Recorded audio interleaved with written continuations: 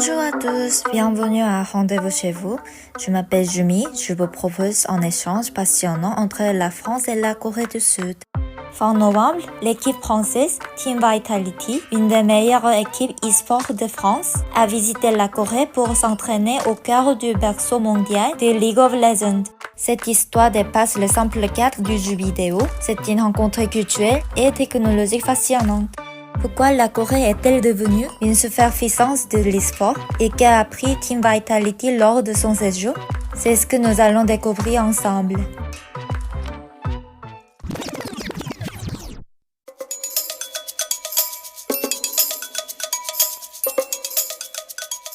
Team Vitality, récemment vainqueur de la Coupe de France, a décidé de visiter la Corée pour apprendre et progresser.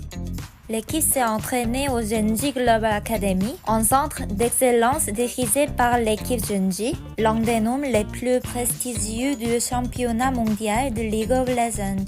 Là-bas, les joueurs ont bénéficié d'un programme d'entraînement intensif à la coréenne, axé sur la stratégie et la rigueur. Mais l'expérience de Team Vitality ne s'est pas limitée au entraînement. Ils ont aussi découvert la célèbre culture des PC20, ces cybercafés ultra performants où les joueurs profitent d'équipements de pointe et d'une connexion ultra rapide. Les PC20, bien plus que de simples salles de jeu, sont des lieux de rencontres et d'échanges pour les passionnés, un aspect de la culture coréenne qui a beaucoup impressionné nos invités français. Comment la Corée était devenue une référence mondiale du e-sport? La réponse tient en 3 mots: technologie, infrastructure et culture. À la fin des années 90, la Corée du Sud a été pionnière dans le déploiement d'Internet haut débit, ce qui a permis à des millions de joueurs de se connecter facilement. C'est à cette époque que le jeu StarCraft a pris son envol, devenant un phénomène national et donnant naissance à une industrie du e-sport. Les compétitions étaient diffusées à la télé et les joueurs professionnels sont devenus de véritables célébrités. Au fil des années, la Corée a perfectionné un système d'entraînement rigoureux basé sur la discipline, la stratégie et le travail d'équipe permettant à des équipes comme Jeonji de s'imposer sur la scène mondiale.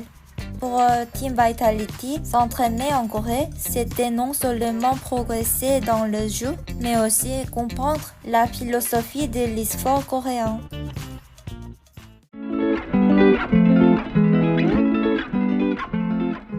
La visite de Team Vitality ne se résume pas à une simple session d'entraînement. Elle illustre parfaitement ce que l'on appelle la médiation culturelle.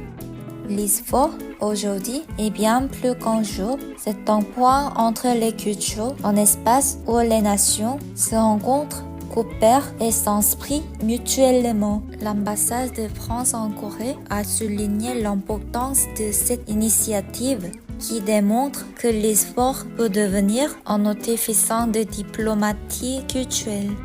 Grâce au Jeonji Global Academy, cette collaboration a permis de renforcer les liens entre la France et la Corée tout en favorisant une meilleure compréhension des deux cultures. L'e-sport, en tant que plateforme moderne, prouve qu'il peut contribuer à rapprocher les nations tout en valorisant leurs forces respectives.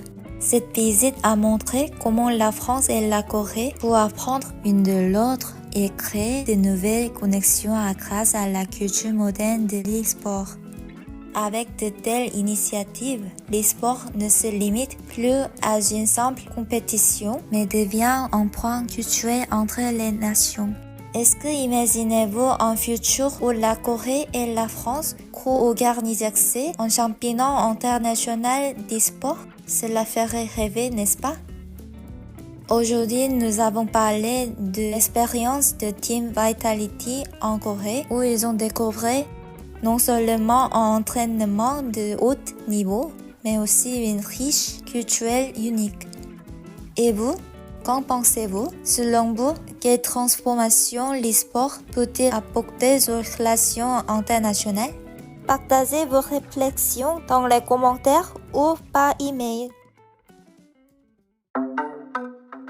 Merci d'avoir suivi ces épisodes de Rendez-vous chez vous. La semaine prochaine, nous aborderons un autre sujet fascinant sur les cultures françaises et coréennes.